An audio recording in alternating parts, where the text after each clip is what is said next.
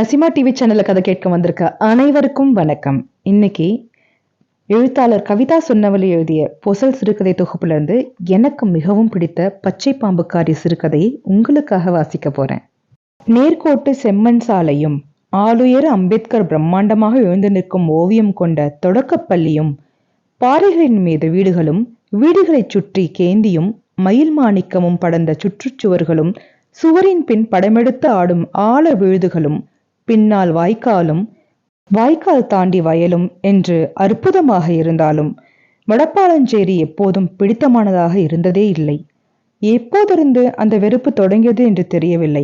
மடப்பாலம் தெருவுக்கு போகணும் என்ற அம்மாவிடம் மொடப்பாளச்சேரிக்கா என்ற ஆட்டோ டிரைவர் கேட்ட நிமிடத்திலிருந்தா இல்லை, யாருமே இல்லாத பொதுவழி ஒன்றில் எதிரில் வந்த ஒற்றை சைக்கிள்காரருக்கு வழிவிட வற்புறுத்தி என் கைப்பிடித்து வலிக்க வலிக்க அப்பாச்சி இழுத்து போன நொடியிலிருந்தா இல்லை, 80 வயது பெரிய தாத்தாவை 20 வயது இளைஞன் டே சமோ என்று அழைத்த நினைவு தவறா தருணத்திலிருந்தா என்றெல்லாம் தெரியவில்லை. மொடப்பாளஞ்சேரியை எப்போதும் பிடித்ததில்லை. அந்த ஊரின் மீதான அருவருப்பை கக்கிய தருணத்தில் எல்லாம் அப்பாச்சி சின்னதாக ஏசியிருக்கிறாள். அதென்னடி அப்படி சொல்லுத? இந்த மொடப்பாளக்கூடிய உண்டாக்குன 4 பேர்ல எங்க ஐயா கசமாடனும் ஒருத்தர்ல, அவரை உருவாக்குன ஊர்ல நீ இப்படி பேசுத என்பாள். கசமாடன் தாத்தா பற்றி அப்பாச்சிக்கு எப்போதும் பெரிதாக பெருமை இருந்தது. அந்த சுற்று வட்டாரத்தில் அப்போதே 4 சாட் வண்டி வைத்திருந்தது கசமாடன் தாத்தாதான் என்று பெருமை பேசுவாள். விவரம் தெரிந்த வயதில் அந்த சாட் வண்டியில எந்த சாதிக்காரங்க எல்லாம் ஏறி போவாங்காச்சி என்று கேட்க நினைத்து கடைக்குட்டி தலைமுறையிடம் அவள் பெருமை தோற்று போகக்கூடுமோ என்ற பயத்திலேயே கேட்காமல் விட்டிருக்கிறேன். ஒட்டவே முடியாதெனினும் வேறு வழி இல்லாமல் அந்த மொடப்பாளஞ்சேரியில் ஆலிஸாகவும் சேரியை எனக்கான ஒண்டர்லேண்டாகவும் பழகி கொண்டு வாழ நேர்ந்தது. வீட்டுக்கு பின்னால் ஓடும் வாய்க்காலின் மீது ஒரு ஆள் மட்டும் போகும் அளவிற்கு போடப்பட்டிருக்கும் அந்த நீண்ட கல்பாலத்தின் மீது அமர்ந்து வாய்க்கால் தண்ணீரில் கால் நினைத்த நேரங்கள் தான் என் ஒண்டர்லேண்ட் வாழ்க்கையின் பெருமகிழ்ச்சி தருணம் என்றால் அதை மாற்றுவதற்கான ஆகப்பெரும் தருணம் இப்போது வரைக்கும் வேறெதுவும் அமையவில்லை என்பதுதான் உண்மை. ஆனால் அதையெல்லாம் தாண்டியும் மிக பெரும் ஒண்டர்லேண்டை தனக்குள் வைத்து கொண்டிருந்தது மொடப்பாளஞ்சேரியில் இருந்த அப்பாச்சியின் வீடு. அந்த வீட்டில் அப்படி என்னத்தவ நீ பார்த்துட்ட என்று அம்மா தொடங்கி அம்மாச்சி வரைக்கும் எரிச்சலுற்ற நேரங்கள் கடந்திருக்கின்றன. வெளிர் வெள்ளையும் கொஞ்சம் நீளமும் கலந்த சுண்ணாம்பு அடித்த சுற்றுச்சுவரில் எங்கிருந்தோ பிடுங்கி வந்த மணி பிளான்ட் படர, அதனூடாக பசலை செடியும் அலுமினிய டப்பாக்களில் வளர வைக்கப்பட்டிருந்த பட்டு ரோஸும் சம்பங்கியும் செம்பருத்தியுமான வண்ணமாக இருந்த அந்த வீட்டின் துறவாத்துவாரத்தில் செதுக்கப்பட்டிருந்த கிரீடம் சுமந்த சிங்கம் போல் வேற எந்த வீட்டிலும் பார்த்ததில்லை. அந்த சிங்கத்தை ஆசையோடு தடவி கொடுத்த நாட்களில் எல்லாம் தாத்தா அத்தனை புன்னையோடு சொல்லி செல்வார், எல்லாம் உங்க ஆட்சி பேச்சுதான், அவெல்லாம் இந்த ஆசாரிக்க யோசனை சொன்னவ என்று. அந்த கதவு மட்டுமில்லை, முழுக்கவும் ஆட்சியே செதுக்கி இருப்பாளோ என்று யோசிக்கும் அளவிற்கு அந்த வீட்டை வைத்திருந்தாள். மேற்கு பார்த்து தனித்த பெரும் அடுப்பங்கரை ஒன்று தனி வீடாகவும், தாட்சா, உள்வீடு, அரங்கு வீடு என்று எல்லாமும் தனி வீடாக ஒரு சுற்றுச்சுவருக்குள் 2 வீடு. அது அந்த அடுப்பங்கரை தான் என் போதி மரம். எப்போதும் விடுமுறை நேரங்களில் குடும்பமே தாட்சாவிலும் உள்வீட்டிலும் அரங்கு வீட்டிலுமாக கூடியிருந்தால் நான் மட்டும் அடுப்பங்கரையில் உட்கார்ந்து கொண்டிருப்பேன். அடி வாங்கினாலும் அழுதாலும் தனித்த சந்தோஷங்களின் போது என்றாலும் எல்லாமும் அந்த அறையில்தான். மழைநேர தேவைக்காக கடும் வெயில் காலங்களில் எல்லாம் காடு மேடாக திரிந்து சேகரித்த விறகு நிறைந்த பரணும், தயிர் குத்திய உரிப்பானையும், உரியின் மீது நாரத்தை உருகாயும், புளி போட்டு தினமும் மாங்கு என்று ஆச்சி தேய்த்து வைத்த வெண்கல தண்ணீர் குடங்களும், அம்மியும், அதன் அருகிலேயே பார்த்து பார்த்து ஆச்சி அரைத்தோ அல்லது உரலில் குத்தியோ சேர்த்து வைத்த மசாலாக்கள் அடங்கிய முளவெட்டியும் என்று அந்த அறை முழுவதும் நான் சாய்ந்து கொள்வதற்கான தோளும் என் தலை தடவும் கைகளும் நிறைந்திருப்பது போல தோன்றும். ஒரே நேரத்தில் 10 பேர் உட்கார்ந்து சாப்பிடும் அளவிற்கான அந்த அடுப்பங்கரையில் இருந்த பூசி மெழுகிய விறகடுப்புக்கு மேல் ஆச்சியின் அம்மாவுக்கு அவருடைய அம்மா திருமண பரிசாக தந்திருந்த அருவாமனை தொங்கிக் கொண்டிருக்கும்.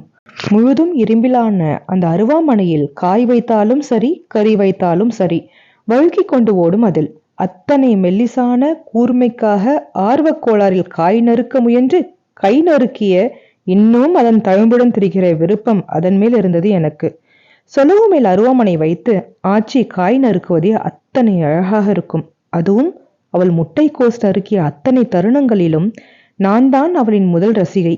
கோஸின் ஒவ்வொரு இலையாக உருவி அதை கைப்பிடிக்கும் அளவு சேர்த்து பொறுமையாக ஒரே அளவுடன் நறுக்கி அந்த சொலவு நிறைந்திருக்கும் போது தாந்தோணி கிடங்கில் கண் கூசும் அளவு பிரகாசத்துடன் பூத்திருந்த வெள்ளை தாமரைகளை நினைத்துக் கொள்வேன். கொஞ்சம் பருப்பும் கொஞ்சம் தக்காளியும் 2 காய்ந்த மிளகாயும் கிள்ளி போட்டு குழம்பும் கூட்டுமாக வைக்கும் அந்த முட்டைக்கோசுக்கே ஒரு கும்பான் சோறு சாப்பிடலாம் என்று அப்பா அவ்வப்போது சொல்லும்போது அது சத்தியமான உண்மை என்று தோன்றும். ஆச்சியின் சமையல் அற்புதத்திற்கு அந்த அருவாமனைதான் காரணம் என்று நீண்ட நெடுநாட்கள் நம்பி என் அம்மாவுக்கு கூட ஆச்சி கொடுத்துடாத அந்த அருவாமனையை நான் எடுத்துச் செல்ல வேண்டும் என்று எப்போதும் ஆசைப்பட்டிருக்கிறேன். உன் கல்யாணத்துக்கு அப்புறம் தானே ஆச்சி உன் அம்மா உனக்கு இந்த அருவாமனையை கொடுத்தாங்க? ஆமா, ஆனா அந்த அருவாமனைய அவ அம்மா அவளுக்கு கல்யாண சீரா கொடுத்துருக்காங்க. அப்போ நான் கல்யாணமாகி போறப்ப எனக்கு தரையா ஆச்சி? 10 வயது கூட முழுதாக நிரம்பிராத நான் இதை கேட்ட பொழுதில் ஆச்சி அத்தனை அழகாக சிரித்தாள். அம்மா, அத்தை, பெரியம்மா, மைனி என்று எல்லாரையும் கூட்டி வைத்த ஆச்சி அப்படியே என் அப்பாவிடம் சொன்னாள். உன் மவளுக்கு கல்யாணத்துக்கு நவையெல்லாம் வேணாமா, இந்த அருவாமனை தான் வேணுமா என்று. உனக்கு எதுக்குடா இதெல்லாம்? அப்பா உனக்கு மிக்சி, கிரைண்டர், வாஷிங் மிஷின் எல்லாமும் மிஷினாவே வாங்கி தருவேன் என்று என் கைப்பிடித்து அப்பா சொன்ன நிமிடத்தில் அந்த அருவாமனை எனக்கில்லை என்ற ஏமாற்றம் அதிகரித்து அது கண்ணீராக வெளிவந்தது. பதறிப்போன ஆச்சி, உங்க தாத்தா குடும்பத்துல 5-6 தலைமுறை கழிச்சு வரமா வந்த பொம்பளை புள்ள நீ பிறந்தப்ப உன் அம்மை கூட பொட்ட புள்ளைன்னு மூஞ்சி திருப்பிக்கிட்டா. நானெல்லாம் ஆஸ்பத்திரி முழுசும் முட்டாய் வாங்கி கொடுத்தேன். என் கொலசாமி நீ, உனக்கு இல்லாததா?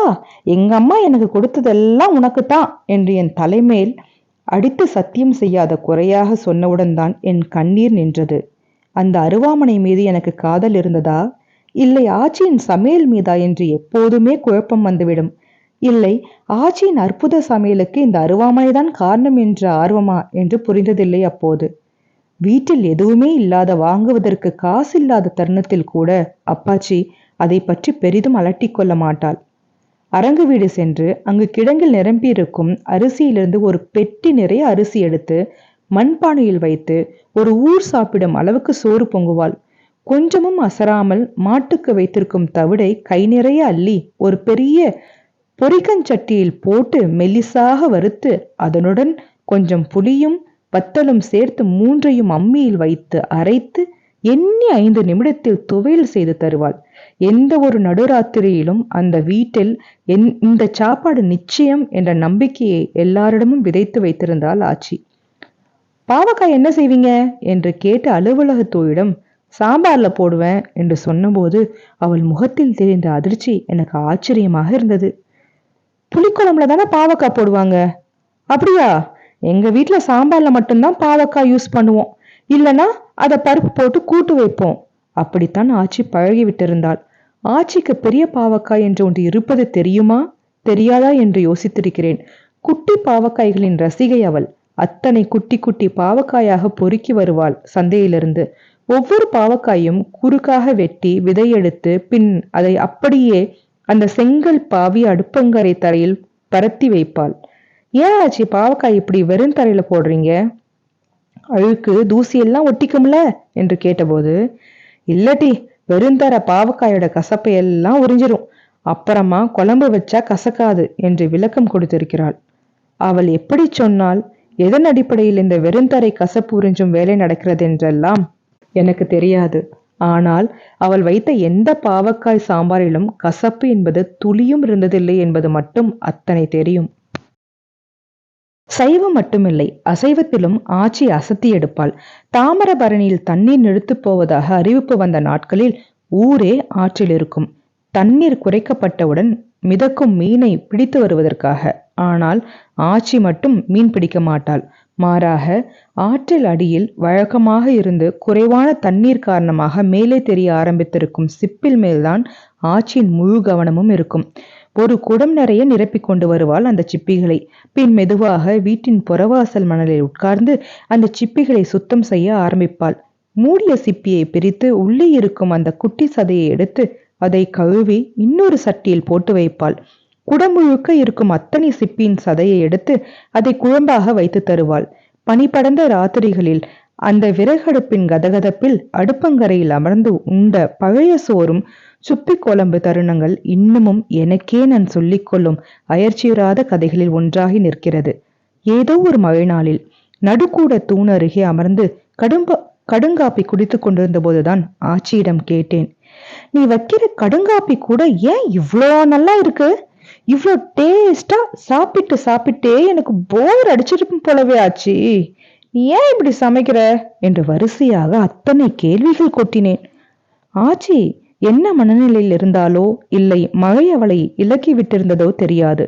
மெதுவாக ஆனால் அத்தனை ரசனையாக சொன்னாள், உங்க தாத்தா வீட்டுல அவிய அம்மா இறந்து போனதுனால அவியலுக்கு பின்னாடி உள்ள குட்டி தம்பிகளை எல்லாம் பார்த்துக்க ஆள் இல்லாம இருந்தது. உங்க தாத்தா எனக்கு தாய்மாமன். அவரு வயசுக்கு நான் ஒருத்தி தான் தோதா இருந்தேன். என் அக்கா அவியலுக்கு மூத்தவ, தங்கச்சி ரொம்ப சின்னவ. வேற வழி இல்லாம என்னவே கல்யாணம் பண்ணி வச்சுட்டாங்க. அப்ப எனக்கு 16 வயசு இருக்கும். 8ஆப்பு முடிச்சுட்டு டீச்சர் ட்ரைனிங் வருஷம் படிச்சுட்டு இருந்தேன். கல்யாணம் ஒட்டி படிப்பை நிறுத்திட்டேன். நானே தான் நிறுத்தினேன் என்று கூடுதல் தகவலும் தந்தாள். ஸ்கூலுக்கு போய் பெரிய படிப்பெல்லாம் படிச்சதால என்னை அடுப்பாங்கிற பக்கமே எங்க அம்மா விடமாட்டா. ஆனா கல்யாணம் முடிவானதும் சமைக்க பழகினா. ஆனா சுத்தமா சமைக்க வரல. சோறாக்க தெரியல, காய் நறுக்க வரல, மசாலா தெரியல, உப்பு அளவு பிடிபடல, எதுவும் தெரியல. எங்க அம்மா பதறிட்டா, பெரிய வீட்டுக்கு வாழ்க்கப்பட்டு போறேன், சமைக்க தெரியலான்னு எப்படின்னு. கல்யாணத்துக்கு முந்தின நாள் தான் கடையத்துல இருந்து எங்க சித்தி ஒருத்தி வந்திருந்தா. அவகிட்ட எங்க அம்மா அழாத குறையா சொல்லிக்கிட்டு இருக்கா, எனக்கு சமைக்க வரல அப்படின்னு. சித்தி உடனே எங்க சித்தப்பனை கூப்பிட்டு வீட்டுக்கு பின்னாடி இருந்த வயல்வெளியில ஏதாவது பச்சை பாம்பு இருந்தா அதை புடிச்சிட்டு வர சொன்னா. என் நல்ல நேரத்துக்கு உடனே பாம்பு கிடைச்சது போல. அத சித்தப்பன் எடுத்துட்டு வந்துச்சு. செத்து போயிருந்த அந்த பச்சை பாம்பை கையில கொடுத்து அதை உருவிட சொன்னா சித்தி. கொஞ்சம் கெதக்குன்னு தான் இருந்துச்சு. ஆனாலும் வேற வழி இல்லையே. அந்த பச்சை பாம்பை 3-4 தடவை உருவிட்டேன். அந்த கைய கழுவாம அப்படியே ஒரு நாள் முழுக்க இருக்க வச்சுட்டாங்க வீட்டுல. சாப்பாடு கூட சித்தி ஊட்டி விட்டா. பச்சை பாம்பு நம்ம கையில ஊர்னா ஆயுசுக்கும் நம்ம சமைக்கிறது தேவாரதமா இருக்கும் அப்படின்னு அப்ப சித்தி சொன்னான். ஆனா நான் நம்பல. இருந்தாலும் சித்தி சொல்றாளேன்னு கேட்டுட்டேன். மறுநாள் கல்யாணம். உங்க தாத்தா வீட்டுக்கு போனா காப்பி போட சொல்றாங்க எல்லாரும். அப்பவும் வெல்லம் போட்டு கடுங்காப்பி தான் போட்டேன். குடிச்சிட்டு எல்லாருக்கும் சந்தோஷம். எங்க அம்மாக்கு அப்படி ஒரு சந்தோஷம். அந்த பச்சை பாம்பு தாண்டி இப்பவும் நான் இப்படி சோறு பொங்கி குழம்பாக்குறதுக்கு காரணம் என்றாள். எல்லாரும் இதை செய்வாங்களா என்றேன். தெரியல, நம்ம ஜாதியில செய்வாங்க என்றாள் ஆச்சி. என் அம்மாவுக்கு இதை செஞ்சிருப்பாங்களா என்ன? ஆமா, உங்க அம்மைய பொண்ணு பார்த்து நிச்சயம் பண்ணின உடனே நான் தானே அவளுக்கு பச்சை பாம்பு பிடிச்சி வர சொல்லி உருவச் சொன்னேன். இல்லனா உங்க அப்பனுக்கு நல்ல சாப்பாடு எங்கிருந்து கிடைச்சிருக்க போகுது? கல்லூரியில் இருந்த எனக்கு அப்பாச்சி சொன்னதெல்லாம் 7 மலைக்கு 7 கடலுக்கு அப்பால் ஒரு கிளி இருந்த ஃபேண்டசி கதையை விடவும் அட்டகாசமான கதையாக இருந்தது. அந்த மழைக்கும் அந்த கடுங்காப்பிக்கும் அந்த பச்சை பாம்பு அத்தனை இதமாக இருந்தது. இதை சொன்னபோது, உன்னை நான் சரியா வளர்க்கல போல என்று சொல்லி ஆச்சி எழுந்து சென்று விட்டாள். படித்து முடித்து வேலைக்காக சென்னை கிளம்பி தனித்த வாழ்க்கை வாழ தயாராக இருந்த நேரத்தில் எனக்கிருந்த மிக பெரும் சந்தேகம் எனக்கு சமைக்க வருமா என்பதுதான்.